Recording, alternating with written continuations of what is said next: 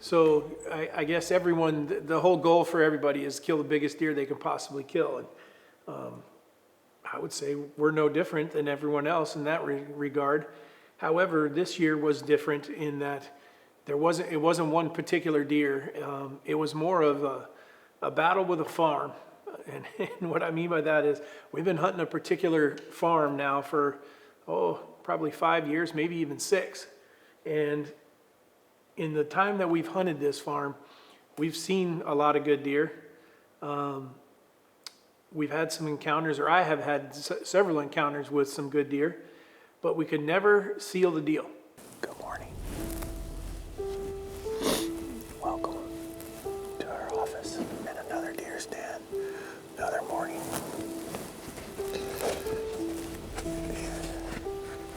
And I guess you could say it's kind of started off good.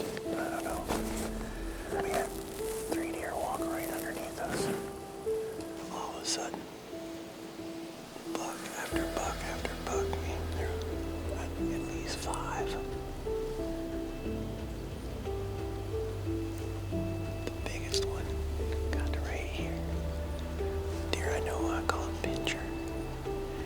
But then he was chasing her all around in here, and then another buck cut him off. It just seems like that whenever we thought we had something figured out, they would slightly change. Some of the things that we didn't have we couldn't do anything about. One is that the primary place that these deer are spending their time is on the neighbors. And we know that. We knew that when we started hunting the farm, that's where the deer want to be. We're catching the fringes of them. However, trail camera photos would tell us that the deer that we're looking for are in this area. I mean, there's some really, really good deer. We've caught a lot of them on trail camera. We've seen some of them. But being able to put ourselves in a place where we could actually kill one of them just seemed like it wasn't working. And I think I'm the only one that has actually had encounters where I could have fired, I could have actually shot. I had one deer that came right to me, but I felt like he was too young. Had a big cut on his nose one day, came right through the rattling the antlers. I hit this deep grunt. Hit it 2 times, sounded like he started right then, and then maybe a minute later he showed up. When I first saw him coming through the trees down there, I thought, okay, here we go. He has a big frame. He's probably 18, 19 inches wide. Yeah. But he's a young deer. He's probably 140 inch kind of deer. I'm not sure he's the only one. I could have sworn there was still some that I could use straight down. Yeah. Had another deer, a deer we called serrated, who we believe now is 7 or 8 years old. Had that deer at 35 yards one day. I feel like I could have killed that deer. But kind of fast forwarding through the whole thing, I would tell someone that hunting a new farm, it's going to take you 2-3 years probably to figure it out no matter what. Now, not that you can't kill a deer in that first year or the second year, you possibly could, but there's a lot more luck involved in hoping to get into the right place when you're talking about killing one that early. There's 2 farms that are connected, and between all of them we had about 9 stands. But again, most of those stands are bordering the edge of the neighbor where we know a lot of these deer are staying. And so you're banking on them to leave over there, and there was really no reason for them to leave. I was now to the point where I had moved some trail cameras around and things like that, and I had nailed these deer down to a particular area. And that's the other thing is, it was one of those deals where I knew where the deer were, I knew where they wanted to be, but between the wind and the way the farm, the location, how it set up, just made it almost impossible to be where you needed to be at the right time. I've said this before, there's a right way and a wrong way to hunt a whitetail deer. Today I'm demonstrating the wrong way.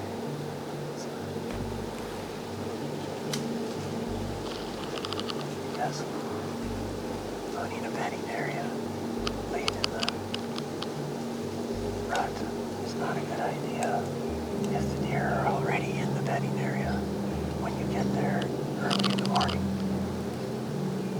So I'm not sure why the deer were in the bedding area, but we jumped a bunch of deer coming in. Finally, I said, I'm going to commit to a little island of trees, about 25 acres of timber amongst it's not really an island, it's more of a peninsula. There's a pond that is attached to the bottom of the timber, and then the timber goes out, and so that there's agriculture on 3 sides. Well, these deer are coming out into that agriculture.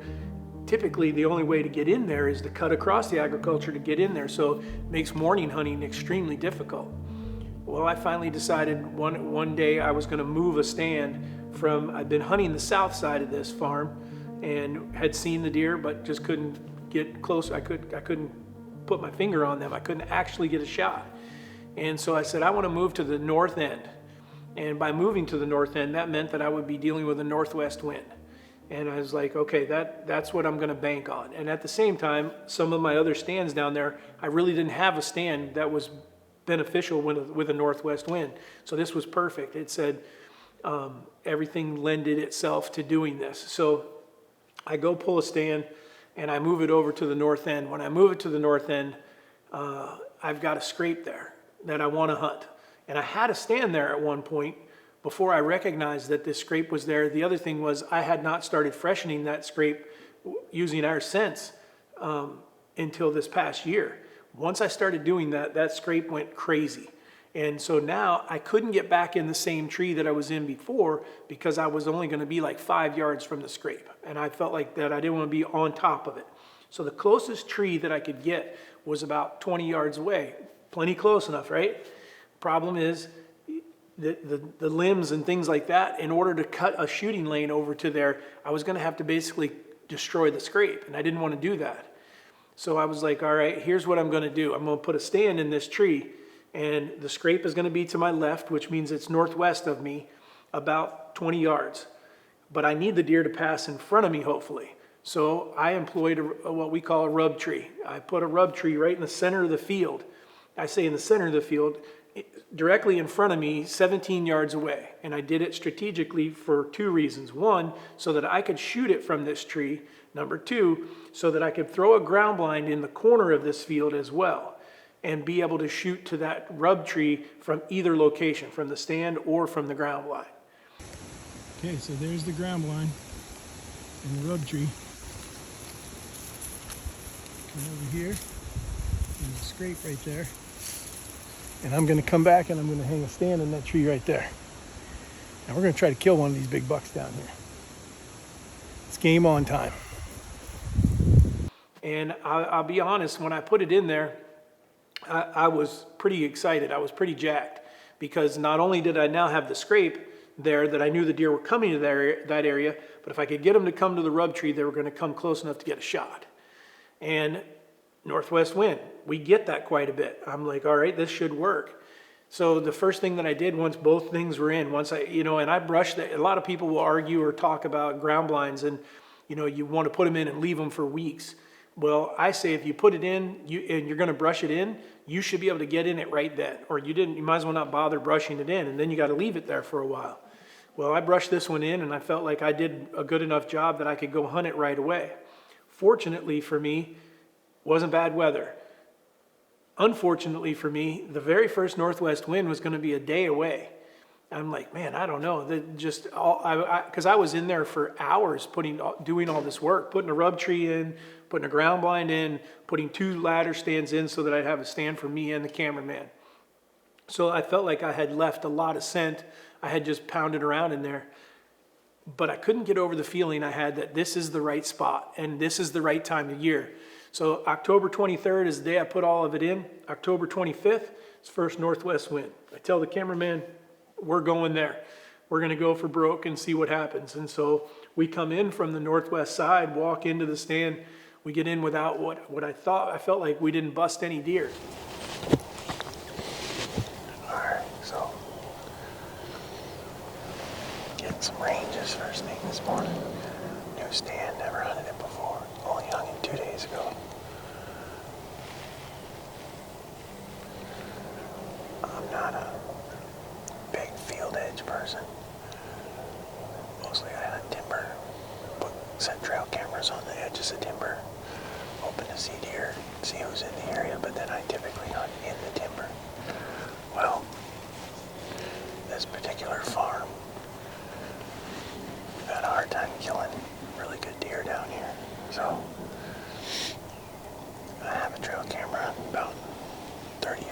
us here. And these deer have been hitting a scrape. Well, they've already started hitting it during daylight hours. So it's October 25th, is that right? Yeah. 25th, and Nick and I climbed in here this morning hoping one of them makes a trip to that scrape.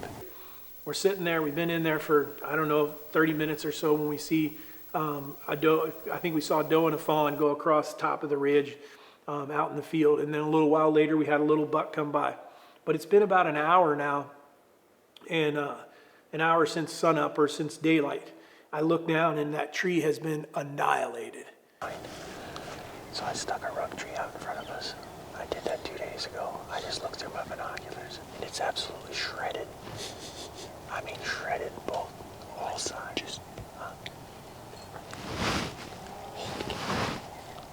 Wait till you see it. I mean, like, pieces are hanging off everywhere. I mean, they have just like shredded the tree in 36 hours, you know, like a day and a half. And so my excitement level that morning when we were going into the stand was good. My excitement level got even better when we didn't jump any deer going in. And then my confidence went through the roof when I'm looking through the binoculars in the dark, and I can see that my rub tree has just been trashed. And I was like, you know, it's just that right time of year that having rattling antlers with you. And so I'm discussing with my cameraman, because at the same time, Nick has not been with us but only about a year. So I know there's a lot of things that he hasn't seen. And so I'm telling him, you know, you've never seen rattling antlers work, and meaning rattle, and then here they come running in. And I told him, you're not going to see that this morning either. I said, when I hit these horns together, hopefully we get someone's attention, but it could be 5 to 10 minutes, maybe even 15 minutes before one might show up. It's just what I've seen them do, how I've seen them react.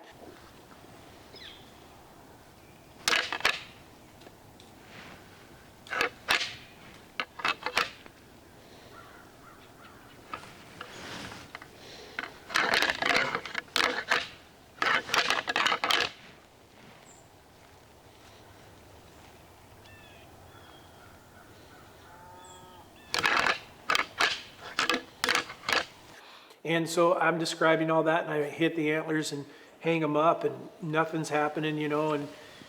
But it's literally almost, the best we could figure was about 5 or 6 minutes.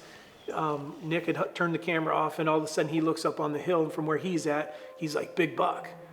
Hey, big buck. What? Big buck on the hill. Up here? Yeah, where that doe and fawn were. And I look across the alfalfa field, and sure enough, I see this deer.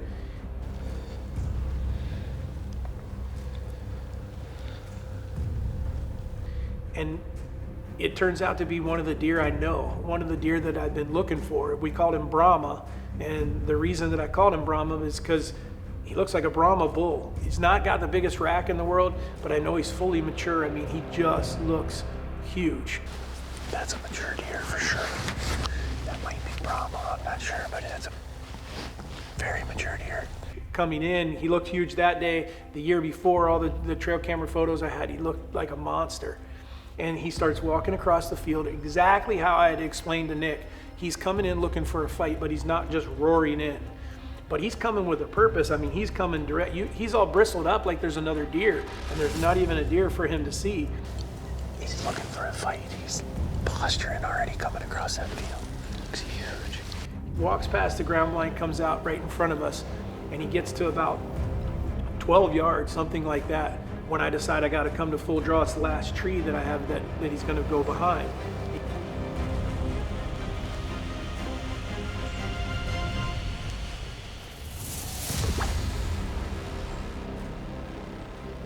And when I get to that point, I'm usually pretty excited. I'm like, this is going to work.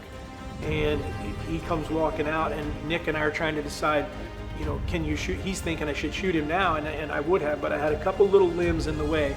Deer has no clue we're there, so I just let him keep coming. And he's gonna go to the rub tree. He turns and he's gonna go hit the rub tree. You good? Yep.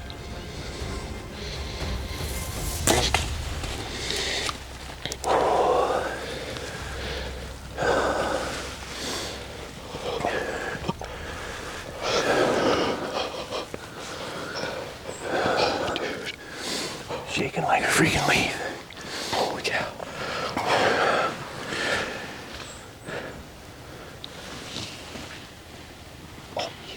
He just went down. He's right here, dude. He's right here. Holy cow. Right there. Was everything textbook.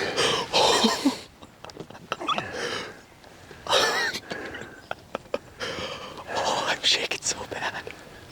He's not the biggest buck I've ever killed in my life. He is a 100% mature whitetail. Oh, big, heavy eight. Oh, dude. And he came to Rattling antlers. And he was posturing like all the way across the hill. As soon as I saw him on the hill, I was like, holy cow. Well, he was just bristling. And look where he was going. Right to the tree. Right to the rub tree. Right to the tree. Oh my gosh, I can't believe we just finally did this. This farm has been my nemesis, man. I mean, absolutely killing me to try to kill a big buck down here. And we freaking did it. When I look back on that, how all that had come together, that, I mean, 5 years it had taken to figure out that one spot. And then that's what we all talk about, you know, we practice our calls, we check all these trail cameras, all for the few seconds. I think it's about 2 minutes from the time that we see Brahma on the hill till I release an arrow. It's so worth it though. It is so worth it when they give you that shot. Oh my goodness. My feet, look at my legs, man. If you ever lose that feeling, you should quit hunting. I was shaking. Oh my gosh. He can see the deer from where we're standing. I want to go put my hands on this sucker. I want to see what we killed. And anyhow, he didn't even run out of sight. Only bad thing is he tipped over down in a ditch, which I gave my cameraman a lot of crap about because he told me that he could see him and that he did not go down in the ditch. And so I was pretty excited because this ditch is deep and I know how big this deer is. And so it wasn't until we got out of the tree, walked over, found blood, which we didn't need to find blood, but I just wanted to do everything correctly. We could see him laying there. So he was 2 yards from the rub tree. And it just... Well, we walk over and stand at the top of the ditch, and I'm looking down. And when I say down, it's way down at a 300-pound Iowa whitetail deer. You said he didn't go off the hill. I'm looking at blood going off that freaking cliff.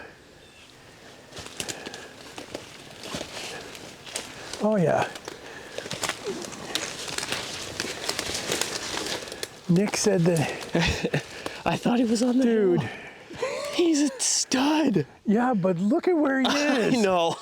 I thought he was up farther. So this is what you call mixed emotions when you get to your deer. Because look at the blood trail going off. And he's at the bottom of this freaking cliff. How are we going to get him out of here? Oh my gosh. Oh my gosh. Look at the size of this freaking deer. Holy cow. Oh, look at that. What a head. I mean, again, this is not a deer that I shot because of the score on his head. This is a deer that I said I would shoot last year because of his flat out body size. We call this deer Brahma because he looks like a Brahma bull. And I'm thinking this deer is probably 5 or 6, that's what I think. We'll find out. It was a long time coming to be able to put my hands on I mean, score-wise, the deer just isn't going to score that much, but satisfaction-wise, there wasn't a deer that I could have shot this year that would have made me more happy than what Brahma did. So it's just where we are, and so that farm is no longer our nemesis. And matter of fact, I think we will be able to go back year after year and take a deer out of that same spot.